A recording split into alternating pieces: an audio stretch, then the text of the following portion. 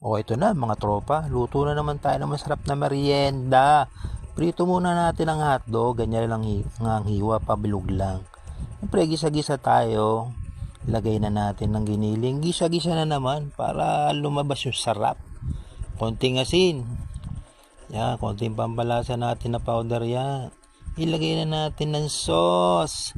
Iyan ng spaghetti sauce at yung pinirito natin kaninang hotdog. Sama-sama na yan, haluin ng haluin para hindi matutong. At ang pamalakasang gatas, siyempre halo na naman para laging hindi matutong siya.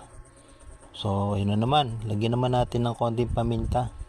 Huwag kadamihan kasi kakainin ng mga bata baka maanghangan. At ang pampalinamnam yung ating liver spread, halo na naman. Ganyan lang yan, tirada dyan. O yan, seasoning granules natin, ilagay natin. Bahala na kayo kung ano. O yan, halo pa rin ang halo habang niluluto natin yung ating spaghetti pasta.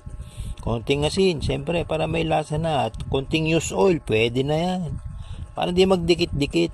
Tapos takpan natin para madaling maluto.